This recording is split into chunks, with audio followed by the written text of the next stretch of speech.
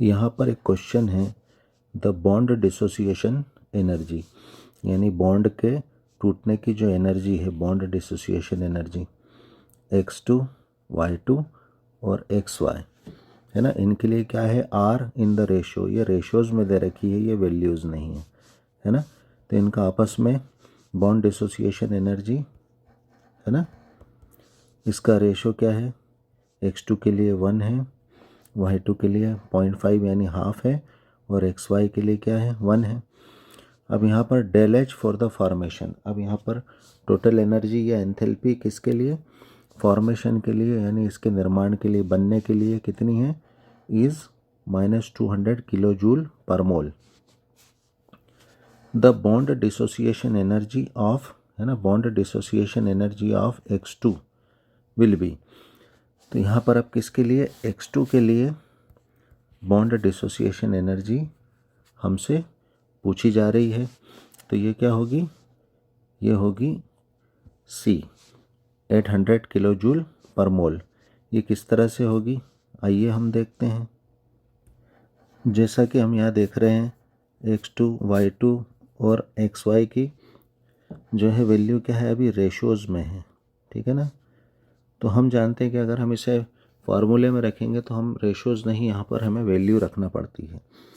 तो यहाँ पर अगर हम मान लें कि 1 को अगर वैल्यू मान लें a, ठीक है ना, तो 0.5 के लिए वैल्यू क्या हो जाएगी, 1/2 a, ठीक है ना, y2 के लिए है ना, 1 के लिए क्या हो गई x2, ठीक है। तो यहाँ पे वैल्यू क्या हमने a मानी है 1 के लिए, तो y2 के लिए क्या है 0.5 यानी तो हाफ a हो जाएगी, और xy के लिए 1 है, तो 1 को भी हम क्या मान रहे हैं, a।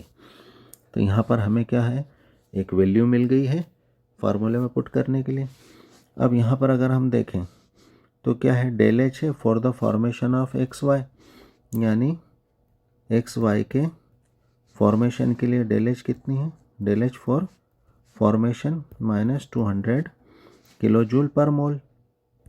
तो हम जानते हैं कि हीट ऑफ फॉर्मेशन हो या जो है हीट ऑफ कंबशन हो, हीट ऑफ सब्लिमेशन हो या हीट ऑफ वेपोराइजेशन हो, ये जो भी होते हैं जो डेफिनेशन में, तो ये हमेशा डेफिनेशन होती है 1 मोल के लिए। तो यहाँ पर क्या है, xy का 1 मोल है कि किसी भी कंपाउंड को, मॉलिक्यूल को उसके कंपोनेंट्स से बनने में कितने, 1 मोल के बनने में, जो भी कंपोनेंट्स यूज़ होते हैं उन कंपोनेंट्स से 1 मोल के बनने में जो एनर्जी निकलती है या ली जाती है, यानी रिएक्शन एंडोथर्मिक हो या एक्सोथर्मिक हो, है ना, तो उसमें जो एनर्जी लगती है वो उसकी क्या होती है, 1 मोल के लिए heat of formation, combustion, vaporisation, sublimation जो भी हो, ठीक है ना। तो यहाँ पर क्या है, हीट ऑफ फॉर्मेशन है, तो 1 मोल के लिए, तो 1 मोल किससे बनता है, इसका xy का half x2 plus half y2 से, ठीक है ना, तब जाके क्या बनता है, xy। तो यहाँ पर हाफ x2 है और हाफ y2 इसके रिएक्टेंट्स हैं, कंपोनेंट्स हैं, जिससे क्या बना, प्रोडक्ट xy, जिसके लिए कितना है, heat of formation -200 kilo joule per mole, ये गिवन है। लेकिन अब हमें क्या पूछा जा रहा है कि बॉन्ड डिसोसिएशन एनर्जी x2 के लिए, ठीक है ना।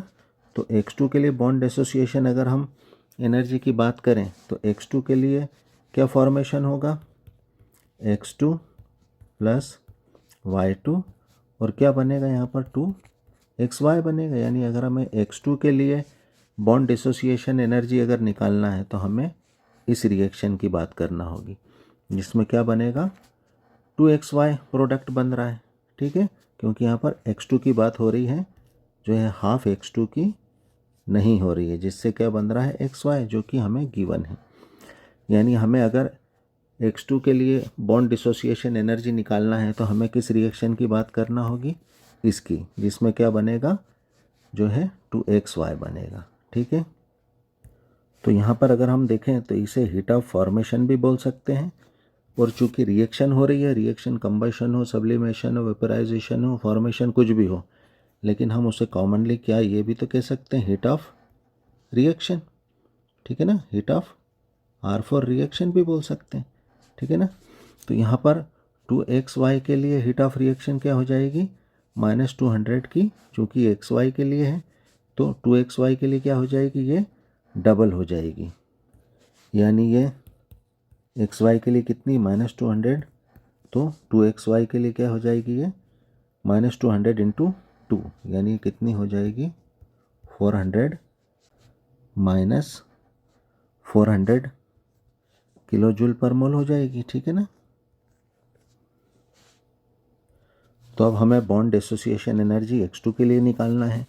तो हम जानते हैं हमारे जितने भी जो डेलेच होते हैं, चाहे क्या हो, जैसा अभी हमने बताया, कंबशन के लिए हो, फॉर्मेशन के लिए हो, सब्लिमेशन के लिए हो, फ्यूज़न के लिए हो, वेपोराइजेशन के लिए हो, तो इन सब में क्या होता है, हम जानते हैं क्या होता है, उससे क्या होती है, प्रोडक्ट की जो एंथैल्पी होती है उससे हमेशा जो है रिएक्टेंट की एंथैल्पी को माइनस किया जाता है, ठीक है।